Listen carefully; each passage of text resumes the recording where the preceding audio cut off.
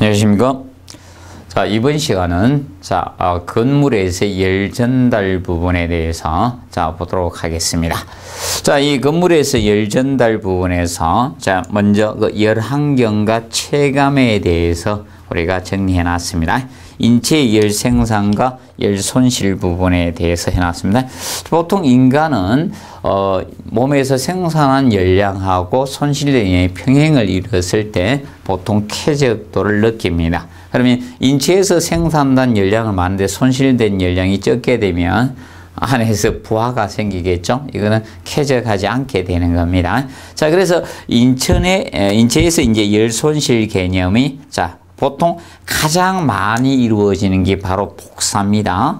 인체 표면이 있을 때, 공기하고의 온도 차가 나니까 여기에서 이 표면에서 열 복사에 의해서 열 손실이 됩니다. 그래서 이 프로테이지가 가장 많습니다. 그래서 약 45% 정도를 차지하는 것이 바로 열 복사에 의해서 가장 많이 손실이 됩니다. 그래서 명심하세요. 열 복사에서 가장 많이 손실이 된다. 그리고 이제 대류. 자, 그럼 인체 주위에 공기 대류가 생기다 보니까 이 대류에서 열 손실이 발생하는데 그것이 약 30% 정도가 됩니다. 자, 그래서 인체 열 손실 개념은 그래서 가장 큰 것이 바로 열 복사에 의해서다. 열 복사. 그래서 복사에서 45%가 진행이 되고, 그 다음에 이제 이 대류.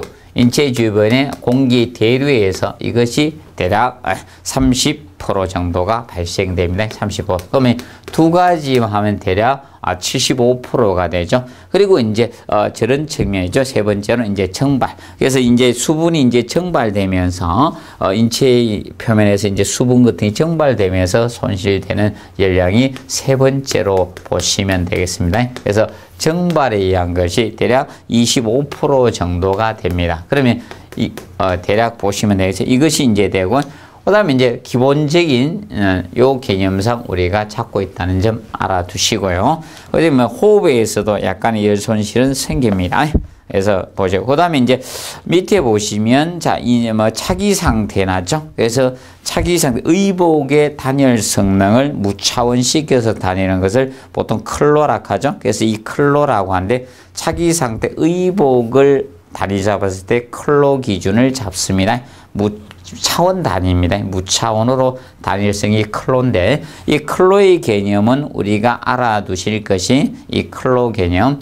보통 1클로를 기준 잡은 것은 기온이 정확히 21.2도씨를 기준 잡고 상대 습도 50%고 기류 풍속이 0.1m 세크 상태였을 때 잡았습니다. 이걸 기준으로 해서 1클로, 보통 클로가 무차원 단위죠. 그래서 1클로는 일반적으로 뭐가 1클로의 개념이 되는가? 1클로의 개념은 보통 양복 정장을 입었을 때입니다. 양복 정장을 기준 잡아서 옷의 상태, 차기 상태가 양복 정장을 잡았을 때 1클로 기준을 잡습니다. 그러면 수영할 때 우리 남자들은 이제 수영복을 입었다. 그러면 수영복은 우리가 노출 부분이 많죠. 그래서 수영복의 경우는 어느 정도 클로로 봐는 0.05 정도 봐줍니다. 요거는 양복을 1로 잡았을 때 수영복은 0.05 클로 정도가 됩니다. 0.05 수영복 정도 간단히 한번 봐두시고, 그러면 수영복이 이제 삼각 팬티가 작으니까 그래서 수영복 보고, 그다음 이제 반바지 정도 입었다. 이제 반바지가 한 0.1 정도 봐줍니다. 반바지는 0.1클로 정도를 봐주고 있습니다. 그래서 1클로를 기준 잡는 것은 양복 정장을 입었을 때 상태를 기준으로 설정을 한 것입니다. 그 점 우리가 봐두시고요. 그 다음에 이제 겨울 의복들이 보통 어느 정도 봐주는가 하면 한 최종 1.5 정도 봐줘요. 요거보다 이제 크게 1.5 정도 겨울 의복들은 겨울철에 우리가 따뜻한 거 입죠. 그거는 대략 1.5 정도를 우리가 봐주고 있습니다. 그리고 보통 이제 극지방에 이제 방한복 같은 이런 건 좀 커야 되겠죠. 그런 거 보통 4에서 5클로 정도 봐줍니다. 4에서 5클로. 요거는 극지방의 뭐 사람들, 저 에스키모인들이네. 극지방에 우리가 이런 방한복, 이런 것은 4에서 5클로 정도를 봐주고 있습니다. 그래서 1클로 기준 잡는 것은 바로 양복 정장 차기 상태를 기준으로 설정했다. 온도는 21.2도시고 습도는 50% 상태고 기류는 0.1m/s 초를 기준 잡았을 때 초당입니다. 그래서 이때 우리가 1클로의 기준을 설정하고 있다는 점 알아두십시오. 자, 그래서 그 3번에는 실온이 약 6.8도씨 정도 내려갈 때 1클로에 겹쳐 입으면 된다. 6.8도 내려갈 때. 그래서 극지방은 많이 내려가니까 대략 4에서 5 정도의 방한복을 입게 됩니다. 그래서 간략히 한번 정리해 두시고요. 그 다음에 열환경에 뭐 열케적 사요소, 뭐 온열감각 사요소라 칭하죠. 온열감각 사요소 또는 뭐 열케적 사요소라고 하고 있습니다. 열케적 사요소. 그래서 요거는 조금 주의할 점이 이거하고 조금 주의해서 접근하시면 됩니다. 자, 공기조화의 사요소 개념하고 공기조화 사요소 개념과 온열감각 사요소인 열케적 사요소하고 요거하고의 개념은 약간 차이가 있습니다. 자, 그래서 이거는 온도 조절, 그리고 습도, 그리고 기류적인 측면 되죠. 기류, 그리고 이 복사열이 되죠. 복사열 개념이 됩니다. 그래서 이제 주위벽의 복사열, 그래서 이제 보통 평균에서 보통 MRT라고 하죠. 평균 복사 온도에서 뭐 MRT라고 하고요. MRT. 자, 그래서 우리가 알아두실 것은 측면상 볼 때, 그런 여기는 바로 이 사요소가 온열감각 사요소가 됩니다. 근데 공기조화 사요소는 온도하고 습도 조절해주고 풍속, 기류 속도 조절해야 되고, 그리고 기류는 풍속 개념이죠. 자, 풍속. 그리고 이제 여기에는 공기 청정도 개념이 됩니다. 청정도. 그래서 얘하고 공기조화의 사요소하고 온열감각의 사요소 개념은 여기는 MRT고 여기는 공기청정도 개념이 됩니다. 조금 주의해서 접근을 해 주시면 되겠습니다. 뭐 거기 국가직 7급에도 한번 나왔는데 앞으로 요 개념, 그래서 요거까지 같이 정리를 한번 해 놓으시기 바랍니다. 자, 그래서 이것이 열케적에 주는 요소 중에 바로 이 요소를 우리가 온열감각 사요소가 물리적인 척도입니다. 물리적인 변수연이고. 그러면 이 열케적에 영향을 주는 요소가 영향을 주는 요소적인 측면을 따졌을 때 두 가지 측면으로 나누어진다는 겁니다. 바로 이 물리적인 변수연이 바로 이제 주관적, 개인적인 변수가 있다는 거죠. 주관적. 그래서 이 변수 요인들이 두 가지가 나누어집니다. 물리적 변수 요인과 주관적 변수 요인인데, 물리적 변수 요인이 바로 온열감각 사요소입니다. 온열감각 사요소. 열케적 사요소가 물리적 변수 요인이고 누구나 느끼는 물리적 변수 요인에 속합니다. 그러면 주관적 변수 요인은 많을 거다. 그래서 이 주관적 변수 요인은 바로 개인적 변수 요인의 개인에 따라서 차이가 있다는 거죠. 이것이 주관적 개인적인 변수 요인이라고 보시면 된다. 그러면 여기서 차기 상태, 아까 클로 했죠? 차기 상태에서 틀리다. 자, 누구는 옷 다 입었는데 누구는 반바지 입고 춥다 하고 그러면 안 되죠? 어떤 사람은 막 속옷 차림으로 팬티 런닝만 입고 야 춥다 이럴 수 있죠. 그래서 차기 상태가 영향을 준다는 거죠. 그리고 남자냐 여자냐 그래서 성별에 따라서 차이가 있다. 그래서 사실 연령과 성별이 영향을 준다는 거죠. 남자 여자 노인 성인 결과적으로 차기 상태가 영향을 줄 수 있고 옷을 어떻게 입었느냐 차기 상태가 영향을 주고 그다음에 연령과 성별이 되죠. 연령하고 자 이런 성별도 영향을 준다는 거죠. 연령과 성별. 그럼 보통 연령과 성별에서는 어떤 차이가 있는가 하면 자 보통 연령이 보통 연세가 많이 들수록 추위를 많이 탑니다. 젊을수록 추위를 덜 타게 됩니다. 그리고 성별은 남녀가 있는데 보통 이거는 잘못된 생각입니다. 남자가 추위를 많이 탄다. 여자가 추위를 적게 탄다. 이거는 잘못된 생각인데 보통 여성분이 피하 지방량이 좀 많다고 그런데 그건 좀 잘못된 생각이고 그래서 이 성별은 보통 남자가 더위를 많이 탑니다. 여자는 추위를 많이 탑니다. 왜 그러냐면 사람에서 생기는 인체 대사량 개념이 남자가 커요. 여자가 인체 대사량이 적습니다. 그래서 인체 대사량이 많기 때문에 남자는 더위를 많이 탑니다. 그래서 에어컨 앞에 가서 온도 낮추는 막 밑으로 낮추는 사람이 거의 남자들이고 예외는 있습니다. 항상 개인적인 주관적 변수이니까. 그래서 차이는 있지만 그래서 이 성별에 영향을 줄 수밖에 없다. 그래서 남자하고 여자가 똑같은 음식을 먹게 되면 여성분들이 살이 더 찌는 이유가 인체 대사량이 적기 때문에 에너지 소비가 적은 겁니다. 똑같이 먹으면 여성분들이 살을 더 많이 찝니다. 남자가 근육이 많기 때문에 인체 대사량이 커요. 그래서 더위를 더 많이 탑니다. 그 다음에 작업의 이제 종류나 뭐 이런 거 영향을 줄 것이고, 그 다음에 이제 뭐 변수 요인들 많을 겁니다. 뭐 이런 것도 있고, 주관적 변수 요인으로서, 자, 이런 것도 영향을 줍니다.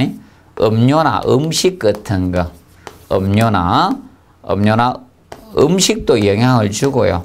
그래서 여러분들이 음료가 무슨 음료 먹느냐, 음식. 그래서 찬 걸 많이 드시는 분들이 더위를 많이 탑니다. 음식 중에는. 그리고 음식 이런 것이 영향을 줄 수밖에 없습니다. 그래서 이런 음료나 음식 이런 것도 영향을 줄 수밖에 없을 거고, 그 다음에 이제 이런 거 피하 지방량 같은 거, 피하 지방량. 지방량이 많아야 적으냐 이런 것도 영향을 주겠죠. 피하 지방량도 영향을 줄 것이고, 그 다음에 이제 신체 형태도 영향을 줍니다. 신체 형태 이런 게 다 주관적 변수입니다. 신체 형태가 S라인이냐 O형이냐 단지형이냐 이런 것도 영향을 주는 변수 요인에 속할 거고, 그 다음에 이제 이런 것도 영향을 줄 수가 있습니다. 신체 형태도 되고, 그 다음에 이제 이 사용자 밀도도, 그 시대의 사용자 밀도, 사람이 많아야 적으냐.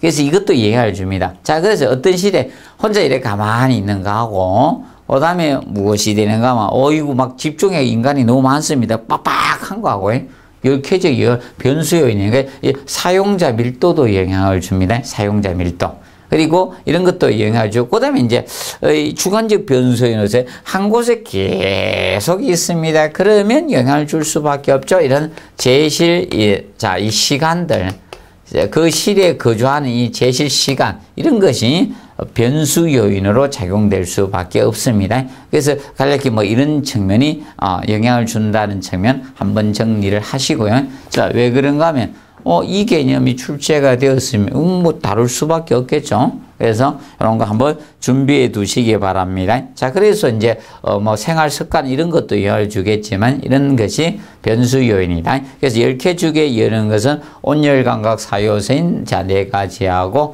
그다음에 주관적 변수 요인까지 같이 고려해 주십시오. 그러면 자, 10개적 영향을 주는 요소에 자 이것입니다. 직접적인 영향을 주지 않는 요소는 이런 거죠. 벽체의 단열 정도. 벽체의 단열이 얼마나 잘 돼 있는가 안 돼 있는가 이런 것은 열쾌적의 직접적인 변수 요인은 아니다. 그래서 그 측면을 간단히 이해해 두시기 바랍니다.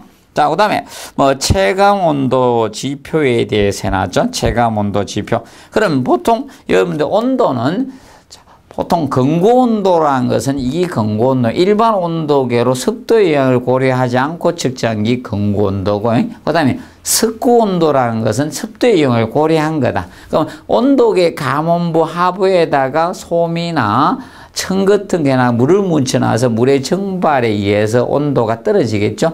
그것이 습도를 고려한 것이 습구온도가 됩니다. 그래서 보통 근고온도하고 습구온도 중에는 자, 보통 누가 높은가 하면 근고온도가 높아요.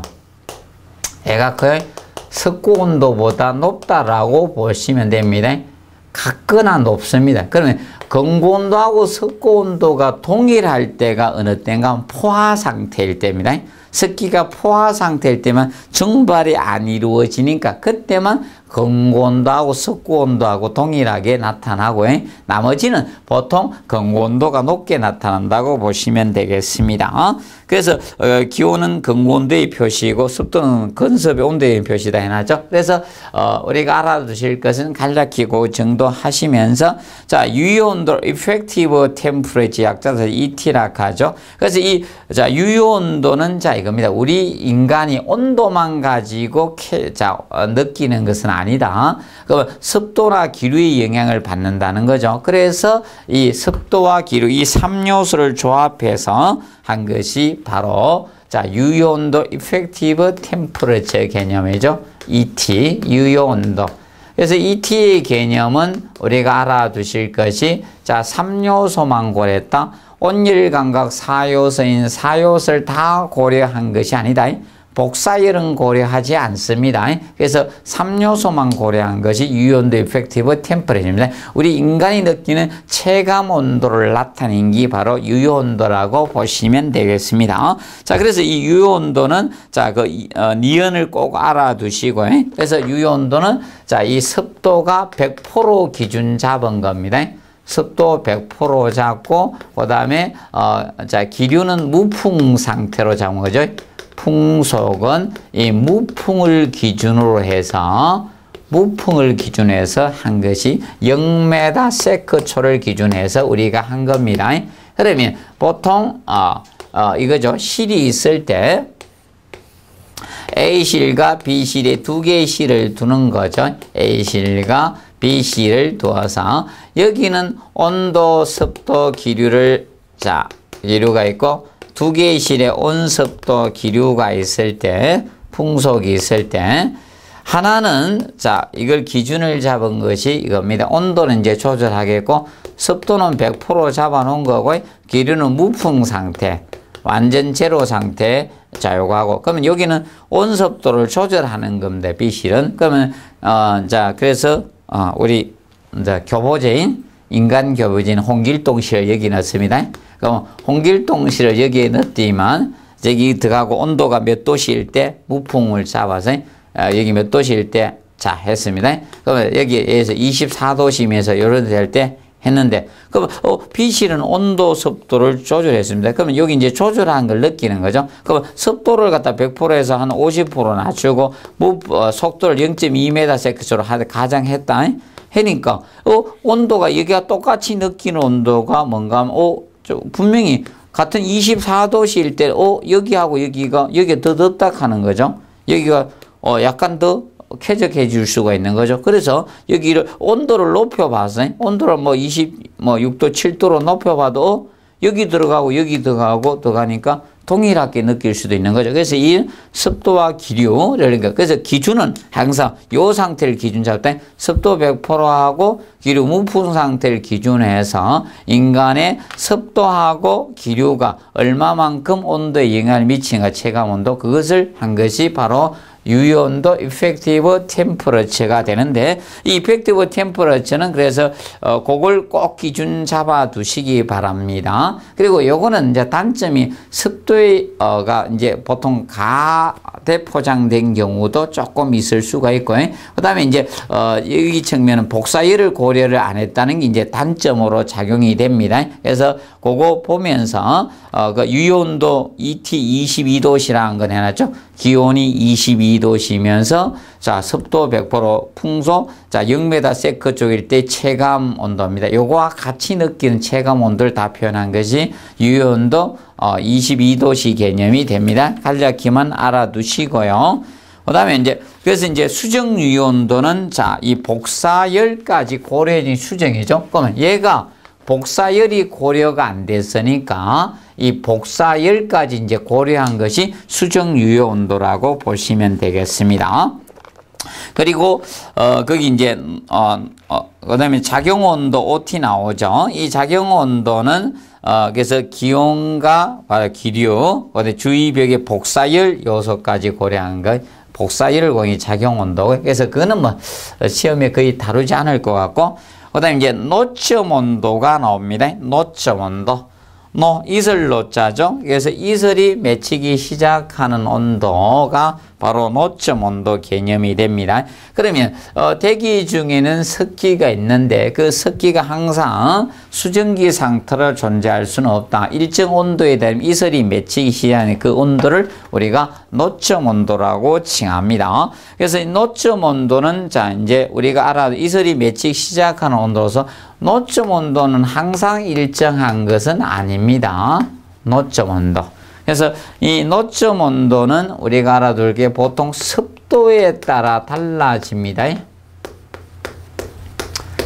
습도에 따라 노점 온도는 다릅니다. 노점 온도는 다릅니다. 그래서 습도가 높을수록 노점 온도는 높아집니다. 그래서 습도하고 노점 온도의 관계는 비례 관계야. 그래서 습도가 높을수록 노점 온도는 높아집니다. 높아지게 됩니다. 그래서 노점 온도는 같은 온도의 공기라도 습도에 따라 달라질 수 있다는 점을 우리가 알아두시고 습도의 영향을 가장 많이 받습니다. 그래서 이제 불쾌지수 DI도 바로 이거죠. 이 습도의 영향을 받는 거죠. 그래서 이제 불쾌지수 DI는 자 그래서 땡칠이 0.7. 그래서 불쾌지수는 자 이 불쾌지수는 자 이렇게 구하면 되죠. 그래서 0.72 땡칠이 하시면 돼. 땡칠이. 네, 그래서 더운 날 그래서 근구온도에다가 플러스 석구온도를 해요. 그러면 석구온도에다가 여기에다가 자 플러스 40.6을 하면 되죠. 그래서 이 석구온도가 영향을 줍니다. 자 그러면 여러분들 이겁니다. 석구온도는 습도의 영향을 고려한 것입니다. 그러면 습도가 높아지면 석구온도하고 습도의 관계가 무슨 관계예요? 비례 관계입니다. 그래서 이 석구온도는 습도의 영향을 고려해서 석구온도는 어떻게 되는 거예요? 석구온도는 대기의 습도가 높으면 노점 온도가 높아져요. 석구온도가 높아집니다. 석구온도가. 그래서 대기가 습기가 적어야지 우리가 이 석구온도가 낮아집니다. 그럼 불쾌지수는 이 온도가 높아지면 불쾌지수는 커질 수밖에 없는 거예요. 플러스 요인이니까. 그러면 얘가 작아야지만 불쾌지수가 낮아지는 개념입니다. 그거죠. 석구온도는 습도가 높을수록 높게 형성됩니다. 습도하고 비례가 높을수록 석구온도는 높아집니다. 석구온도는 높아집니다. 그 비례 관계이기 때문에 이겁니다. 불쾌지수에는 습도가 영향을 엄청나게 미치는 요소입니다. 그러면 여름에 자 습도가 높아지면 더 불쾌지수가 높아지는 이유가 바로 이거죠. 이 석구온도가 영향을 주기 때문에 그렇습니다. 그래서 그러면 대기가 건조하면 석구온도는 낮아집니다. 왜? 그만큼 물이 증발되니까 온도가 떨어지기 때문에 그렇습니다. 그래서 그 개념을 우리가 알아두시고 뭐 계산 문제 내더라도 돼. 그래서 더울 때 이제 땡칠이 되는데 근구온도 플러스 석구온도를 해서 0.7을 곱해 주시고 그다가 40.6을 플러스 하시면 그것이 바로 불쾌지수를 구하는 요소로서 불쾌지수에 영향을 가장 많이 미치는 요인이 바로 습도가 된다는 거. 온도도 영향을 주죠. 온도하고 바로 이 습도입니다. 습고 온도니까. 그래서 그 점을 우리가 알아두도록 해 주시면 되겠습니다. 그래서 개념상 우리가 정리를 해 두시기 바랍니다. 그래서 불쾌지수는 한번 정리를 해 놓으시고, 그래서 그 치수가 거기에 나왔죠. 그래서 얼마 된 이 값이 얼마가 나오냐에 따라서 쾌적과 불쾌에 대해서 다루고 있는 겁니다. 그래서 이 수치가 70이다. 그러면 70이 되면 우리가 쾌적합니다. 불쾌지수 개념이. 근데 수치가 커지면 우리가 불쾌하게 됩니다. 그래서 요 값이 불쾌지수 DI 값이 75가 되면 약간 더워지고 이제 약간 불쾌감을 가지는 사람이 서서히 생깁니다. 그리고 80이 되면 땀이 삐질삐질합니다. 그래서 불쾌감을 느낄 수밖에 없죠. 그리고 85 이상 되면 아이고 나 일 안 해. 이런 상태가 되는 게 열받아 죽으려고 하는 거, 옆에서 건드리면 한번 싸우려고 하는 85 수준이 됩니다. 바로. 그래서 치수 한번 정리합시다. 그러면 쾌적도가 되는 게 75입니다. 70이고, 그 다음에 일반적으로 이제 75가 되면 약간 더위를 느낀대요. 10% 정도 우리가 일반인들의 불쾌감을 좀 느낀다. 그리고 80이 되면 땀이 나고 모든 사람이 불쾌감을 느끼고 자극불능되는 상태는 85가 됩니다. 그래서 그 점 우리가 한번 봐두시기 바랍니다. 그 다음에 건물에서의 열 전달 개념에 대해서 다뤄놨습니다. 건물에서. 자, 그래서 전열에 대해서 열의 이동인데, 그러면 열 전도, 열 전달, 열 관류 현상 개념이 있죠. 여기는 혹시나 계산 문제 정도가 나올 수도 있겠죠. 내면. 자, 그러면 고체 내부에서 열의 이동을 우리가 열 전도라고 하죠. 이제 고체 내부에서. 자, 그러면 여기가 실내입니다. 여기 실내다. 실내 이제 공기 온도가 여기 20도시라 가정하고, 실내 공기 온도가 20도시고, 자, 실외가 좀 춥게 합시다. 영하 5도씨입니다.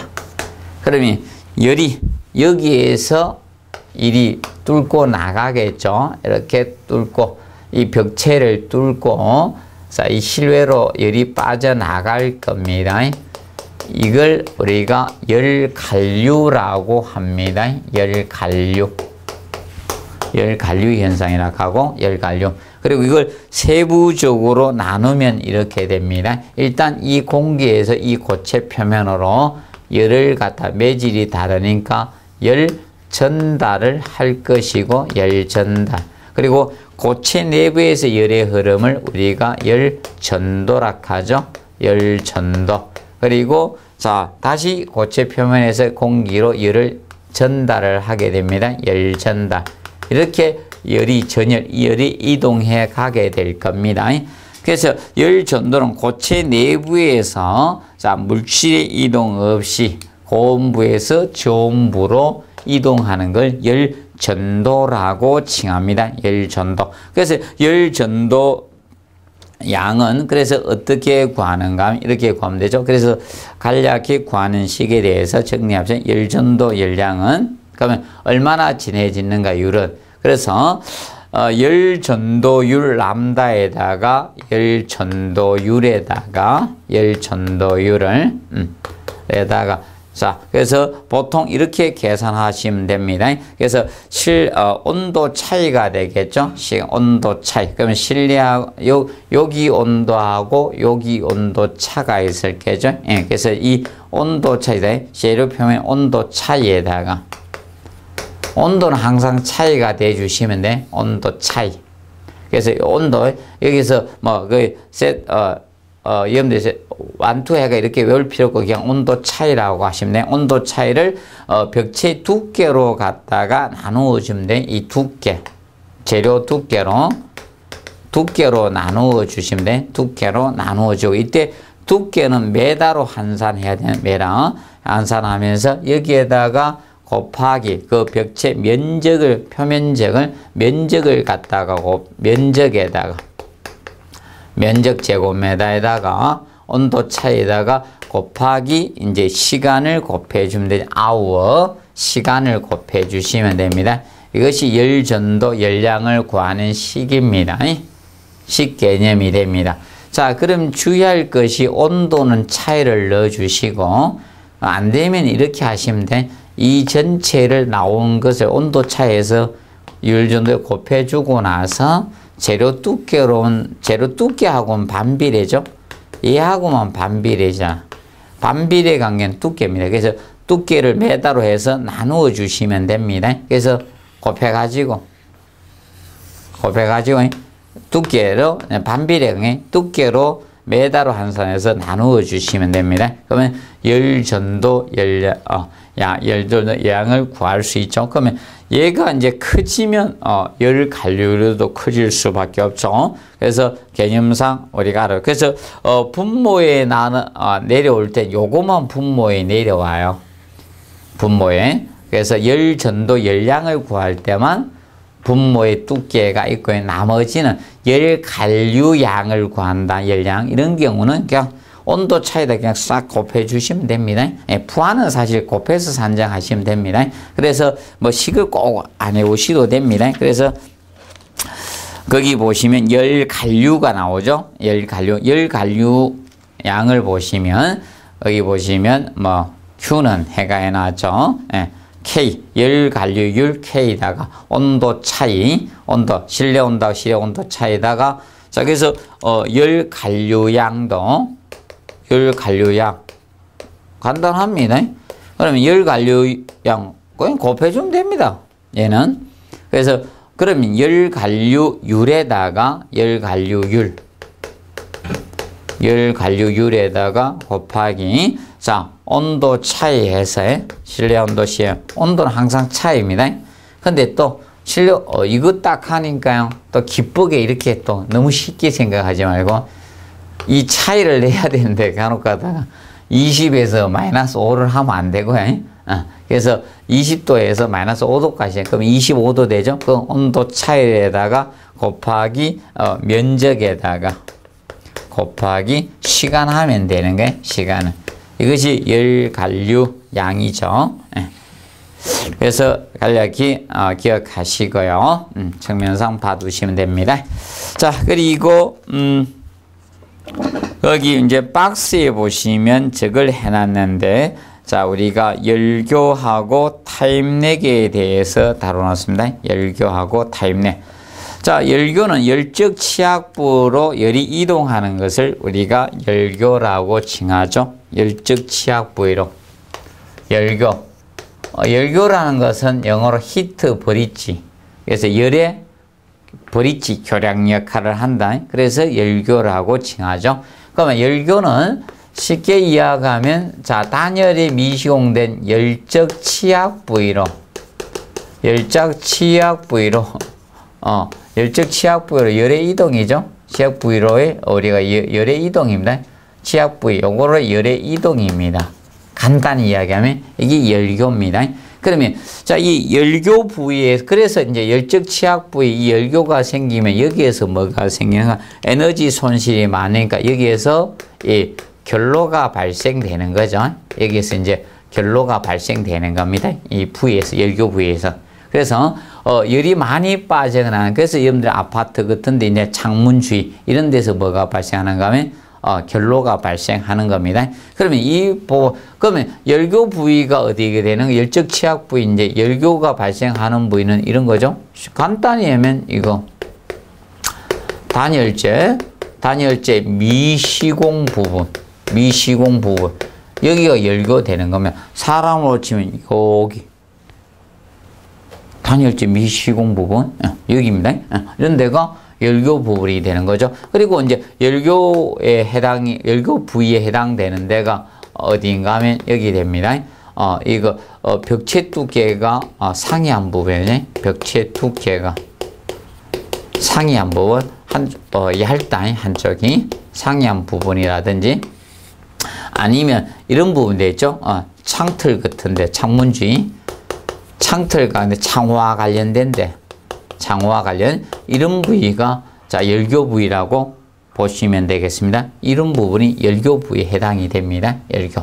그래서 열작 치약부로 열이 이동하는 거예요. 그래서 이런 부분에서 열교식 그리고 이제 뭐 단열 자 나중에 단열재의 나중에 지지철물들 같은데 지지철물이나 아니면 중공벽에 이중벽 같은데 중공벽에 자 우리가 자 연결철물들 이런 것들이 바로 열교 부위에 해당한다고 보시면 된다. 그런데 이런 데서 결로가 쉽게 발생된다. 이렇게 보시면 되겠습니다. 정리하시고 그 다음에 타임렉이 나오죠.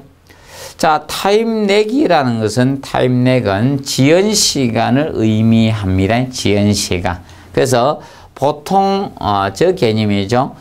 그러면 콘크리트나 이런 고체들 있죠. 콘크리트나 모르타르나 뭐 자갈이나 이런 콘크리트의 열 용량을 활용하는 거죠. 물 같은 거. 그럼 서서히 데워지고 서서히 식는 거. 그런 지연 시간을 이용하는 것을 보통 타임렉이라고 합니다. 그래서 단열 중에 보통 용량형 단열에서 이 타임렉을 이용해서 설계를 해준다라고 보시면 될 것 같습니다. 간단히 기억하시고 그 다음에 자 결로에 대해서 해놨습니다. 결로 결로는 사실 여러 가지 원인에서 이제 결로는 생깁니다.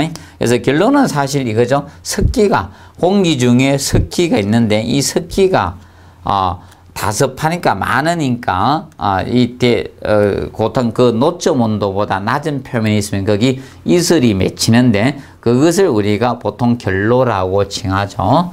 그러면 이 결로의 개념상 우리가 알아둘 거는 원인은 보통 여러 가지 원인에서 생깁니다. 원인적인 측면은 원인은 여러 가지가 복합적으로 원인은 이제 복합적으로 사실 생깁니다. 복합적으로 하나의 요소만 가지고 생기는 거 아니고 복합적으로 작용해서 사실 결로가 생깁니다. 원인이 복합적으로 작용해서 그러면 대표적으로 원인은 이겁니다. 자, 보통 결로가 생기는 것은 기본적으로 이것 때문에 생깁니다. 수증기 발생이 많다는 거예요. 수증기가 발생이 안 되면 결로는 생기지 않죠? 그래서 수증기 발생이 많다는 거죠. 수증기 발생량이 많다는 거야. 많기 때문에 결로는 생깁니다. 그래서 예를 들어서 이거는 여러분들이 자가용에 탔을 때 혼자 운전하면 결로 안 생깁니다. 근데 여러 명 타면 결로가 발생합니다. 혼자 운전하면 잘 안 생겨요. 성에가 안 깨요. 근데 꽉 타면 왜? 습기가 많이 나오니까 다습하면 생기죠. 수증기 발생이 많아지면 결로는 생기는 겁니다. 그리고 어떤 경우에 이제 원인이 되는가 하면 이런 경우에 원인이죠. 온도 차이죠. 쉽게 실내외 온도 차이. 이 온도 차이. 그래서 온도 차이가 우리가 클 때 많이 생기다. 클수록 생길 가능성이 높은 거죠. 실내 온도 차. 온도 차가 커지면 우리가 이 결로가 발생할 가능성이 높아집니다. 그래서 결로는 온도 차가 적으면 잘 안 생깁니다. 그래서 온도 차가 클수록 이 결로는 많이 생긴다고 보시면 되겠습니다. 온도 차이 되고, 그 다음에 이제, 한기 부족이죠. 한기 부족. 한기가 부족해서 생기는 거야. 그러면 실내 수증기를 갖다가 실내로 빨아내면 되는데, 한기를 안 해. 그래서 이 한기 부족으로 해서 이 결로는 발생이 될 수 있습니다. 그러면 한기를 하게 되면 습도를 갖다가 한기에서 낮춰줄 수가 있겠죠. 그래서 이런 한기 부족적인 측면이 우리가 될 수 있고요. 결로가 생기는 것은 이런 것을 원인으로 볼 수가 있고, 그 다음에 이제 저겁니다. 자, 이 구조체 열적 특성에 의해서 생깁니다. 열적 특성에 생기는데, 그러면 구조체 열적 특성 개념은 무엇을 의미하는가 하면 이 개념을 보시면 된다. 자, 과거의 한옥 시절에는 우리가 흙이나 나무 이런 걸 창호지 이런 거에서 건물을 지었는데 지금은 철근 콘크리트라든지 또는 우리가 아니면 철골이라는 유리나 칼 이런 것을 많이 사용하고 있다는 거죠. 그래서 그걸로 인해서 구조 열적 특성에서 열 전도율이 큰 재료를 쓰다 보니까 이 결론은 발생한다고 보시면 될 겁니다. 그 다음에 이제 저겁니다. 지금 현재 전부 다 뭔가 하면 뭐 습식공법을 많이 씁니다. 철근, 콘크리트나 이런 모르타르 이런 걸 많이 씁니다. 그럼 얘들은 다량의 습기를 함유하고 있거든. 그래서 미건조 상태에 따른 겁니다. 완전히 건조 상태에 입주한 거죠. 미건조 상태에 따른 미건조 상태 이런 거에 의해서 이런 결로가 생기는 겁니다. 이런 것이 복합적으로 작용해서 이 결로는 발생이 되는 겁니다. 간단히 보시면서 정리를 해 두시면 되겠습니다. 그래서 이런 것들이 원인이 됩니다. 그러면 자, 보통 일반적으로 환기를 많이 해주는 것은 원인이 아닙니다.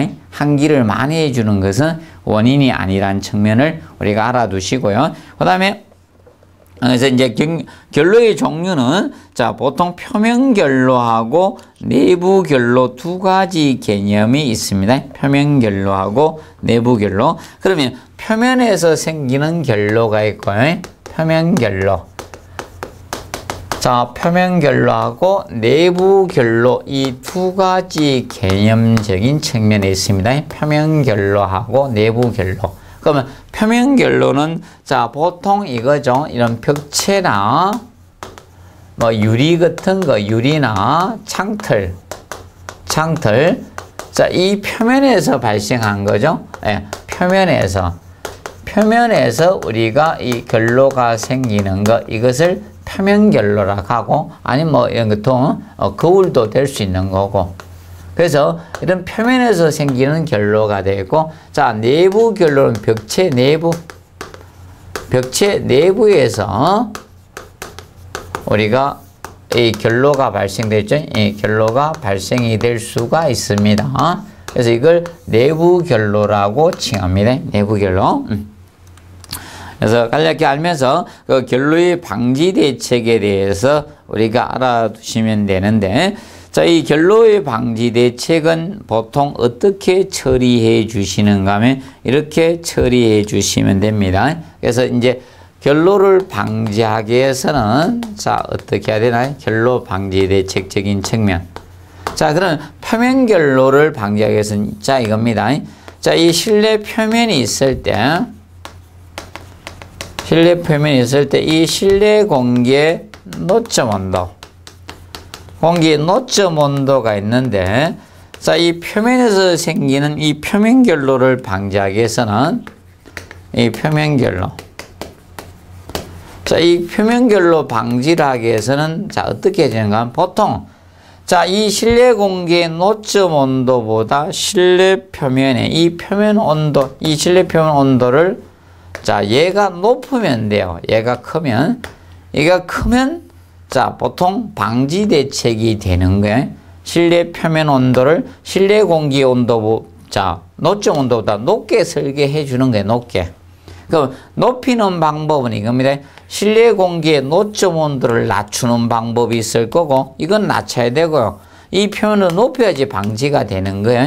그러면 실내 공기의 노점 온도를 낮추는 방법은 뭐 여러 가지겠죠. 그러면 이제 습도를 낮춰야 되죠.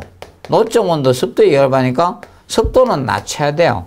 그러면 습도를 낮추는 방법은 환기를 해서 낮추는 방법이 있을 거고, 아니면 실내 수증기 발생 아예 억제하는 방법이 있을 거고, 뭐 여러 가지 측면이 있을 겁니다. 기계 환기나 뭐 자연 환기 이런 측면이 있을 거고, 습도를 낮추는 거야. 노점 온도를 낮추는 것은. 그리고 반대로 그럼 환기를 해서 실내 수증기를 밖으로 빼내든지, 그러면 실내 표면 온도를 높이는 방법은 직접 여기를 온도를 높이는 방법이 있겠죠. 높이는 거 직접 가열해서. 근데 가열 안 되니까 안에 열선 같은 거 넣어야 되겠죠. 그래서 여러분들 뭐 차 뒤에 유리창에 보시면 열선이 들어가 있죠. 표면 온도를 높이기 위해서 열선 놓는 거예요. 그래서 이 표면 온도를 높여, 아니면 자, 공기 난방을 해서 공기를 가열해가 열복사에서 이 표면 온도를 높이는 방법이죠. 그렇게 있거나, 아니면 밖에다가 뭐다? 단열재를 시공해주는 방법입니다. 단열재. 그래서 우리가 알아둘 것은 이겁니다. 이 실내 표면 온도를 갖다가 실내 공기보다 노점 온도보다 이 표면 높게 설계를 해버리면 표면 결로는 발생되지 않는다는 겁니다. 그래서 그 측면을 기억하시고, 그 다음에 이제 그래서 실내 수증기 이제 이 노점 온도를 낮추는 방법과 표면을 높이는 방법에 대해서 간략히 생각을 하시면 여러분들이 쉽게 접근할 수 있을 겁니다. 그 점 알아두시고, 그러면 이때 그러면 이 표면 온도를 높이기 위해서는 자 여기에 뭐 예를 들어서 저것이 있었다, 벽체가 있습니다. 그러면 여기가 열 관류 저항을 크게 해야지 열이 못 빠져나가겠죠. 그러면 밖에다가 외단열 사용하는 거예요. 그러면 열 관류 저항이 큰 단열재가 여기 있으니까 밖에서 냉기가 안 들어올 거 아닙니까? 그러면 여기 고체 표면 온도가 올라갈 거 아닙니까? 그런 방법론이 있을 겁니다. 그래서 알아두실 것은 이겁니다. 그래서 율은 자 저거 해줘야 돼. 열 관류 율이든 자 열 전도율이든 열 관료율, 열 전도율. 그러면 이 벽체의 열 전도율이나 열 관료율은 최대한 이것은 적게 해야 돼요. 얘들은. 그러면 이거의 역수 저항은 커야 돼요. 저항은 크게 해야지 우리가 결로 방지적인 측면에 결로 방지 개념이 됩니다. 그래서 그 점을 우리가 알아두도록 해 두시기 바랍니다. 정리를 해 두시고. 그래서 헷갈리면 아니 됩니다. 좀 정리를 해 두시고요. 이 부분을 꼭 한 공부를 해 두세요. 요거 하고 요 개념은 꼭 공부를 하시고요. 그 다음에 이제 내부 결로는 사실상 이 경우죠. 자, 벽체 내부에 여기서 실내 다습한 공기가, 그래서 여기에 실내입니다. 예. 이 다습한 공기가, 자, 이 투습을 해서 생기는 현상이죠. 투습해서. 자, 내부에서 물방울이 생기는 이것을, 자, 내부 결로라고 합니다. 이것을 내부 결로라고 칭합니다. 그럼 이 내부 결로를 방지하기 위해서는 여기에다가 무엇을 하는가 하면 이 방습층을 우리가 설계를 해 주는 거예요. 방습층을 설계해서 안으로 못 들어가도록 해주면 됩니다. 이때 자, 이 방습층 설치는 자, 실내측에다가 해줘야 돼. 실내측이고, 그 다음에 혹시 단열재를 설치하면 실내측 중에서도 고온부 쪽에다가 설치해야 돼. 고온부. 그래서 이 방습층은 바로 이겁니다. 자, 이 내부 결로를 방지하기 위해서 이 방습층을 설치한다는 개념 알아두시면 되겠습니다.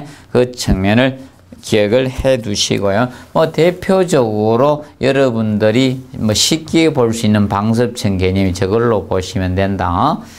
자, 공동주택 같은 데는 주방의 타일 같은 것들, 역시 타일 이런 것들이 방습층 형태라고 보시면 됩니다. 그래서 그 점을 꼭 알아두시면 되겠습니다. 봐두시고요. 그 다음에 그 뭐 단열에 대해서는요. 단열.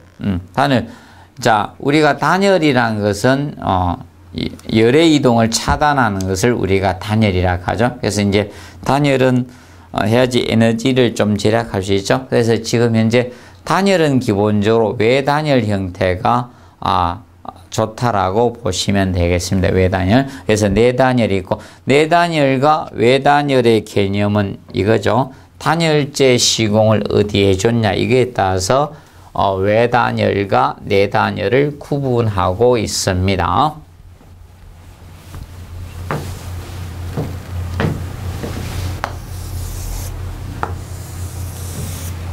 그래서 여기 내단열 개념과 외단열.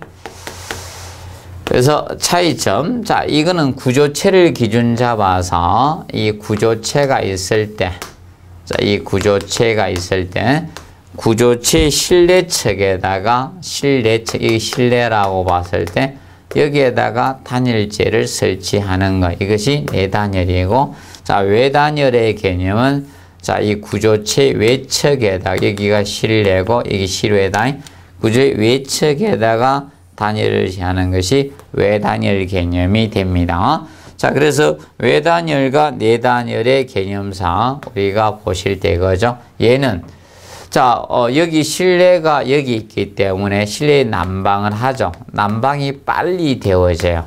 그래서 얘는 난방을 하면 이 구조체 열복사가 되다 보니까 서서히 데워지는 특징이 있습니다. 그래서 내단열을 하면 서서히 빨리 데워지고 빨리 식는 형태가 있고, 그래서 외단열을 하면 서서히 데워지고 서서히 식는 형태가 있습니다. 그래서 내단열은 그래서 일반적으로 내단열과 외단열 측면 비교했을 때, 자, 얘는 시공은 여기 용이하죠. 시공은 용이하고, 여기 이제 시공이 까다롭죠. 시공이 까다로운 것이 바로 이 외단열이 시공이 까다롭습니다. 그래서 이제 비용적인 측면, 그래서 이제 시설비는 얘가 싸요. 둘이 비교했을 때 이게 이제 비싸지죠. 비용적인 측면이 많이 들어가요. 외단열 형태가 얘가 좀 비쌉니다. 시설비적인 측면 얘가 좀 더 비싸게 들어간다 보면 되고, 그 다음에 이것은 특히 투섭을 하게 되면 내부 결로의 위험이 있습니다. 내부 결로 위험이 있습니다. 구조재 차갑기 때문에 위험성이 있습니다. 자, 그런 반면 얘는 결로 방지 효과죠. 효과가 좋습니다. 결로 방지의 효과적입니다. 밖에다가 단열재 써버리니까 이 표면 온도가 잘 내려가지 않는 거다. 구조체 온도가. 그래서 이것이 효과적이라고 보시면 되겠고, 그 다음에 이 두 가지 측면, 얘는 구조체가 차가운 상태이고 얘는 구조체가 차갑지 않다는 거죠. 그래서 이것이 보통 요거는 빨리 난방해야 할 때 씁니다. 간헐 난방에 사용하고, 얘가 자, 우리가 연속 난방 쪽에 사용을 합니다. 그리고 난방을 정지해도 효과가 있는 것이 바로 뭐가 되는가 하면, 얘가 내단열이 얘네는 빨리 식습니다. 요거는 난방을 정지하면 정지했을 때 온도 강화가 빠릅니다. 빨리 떨어져. 온도 강화가 빠릅니다. 빨리 떨어지고. 근데 이거는 난방을 정지해도 서서히 온도가 내려가죠. 난방을 정지했을 때 이거는 온도가 서서히 내려갑니다. 그래서 여열을 이용할 수 서서히 내려갑니다. 그래서 개념상 약간 차이가 있는 단열이다. 그래서 간단히 비교해서 자, 우리가 알아두도록 해주시면 되겠습니다. 그래서 그 개념을 우리가 정리하시고, 그리고 이제 단열재에서 우리가 혹시나 정리하실 거, 요새 에너지 절약 파트가 대두되다 보니까 그쪽에서 다루는 거 하나만 합시다. 그래서 이 단열재 시공 부위 에너지 절약 설계 기준에서 에너지 절약 설계 기준 거 하나만 갖다가 해드리겠습니다. 그래서 단열재 시공 부위가 바로 이 부위가 됩니다. 거실의 외벽 부분 넣어줘야 됩니다. 거실의 외벽 부분. 그리고 최하층에 있는 거실의 바닥 시공해줘야 됩니다. 그리고 세 번째, 자, 최상층에 있는 자, 거실의 반자 또는 지붕 개념이 됩니다. 지붕. 그리고 네 번째, 자, 바닥 난방인 현관 바닥. 자, 이 네 개가 자, 법령에서 단열재 시공하는 건축물 부위가 됩니다. 그래서 자, 요 네 가지를 기억하십시오. 여기가 시공 부위가 됩니다. 시공 부위. 그래서 바닥 난방이 현관 바닥은 다 돼요. 그러면 공동주택은 바닥 난방을 하고 있죠. 그래서 이게 굉장히 폭이 넓어졌습니다. 나머지는 거실 관련돼서죠. 거실 관련된 거. 이거는 바닥 난방인 천간바닥은 우리가 단열재 시공을 해주란 겁니다.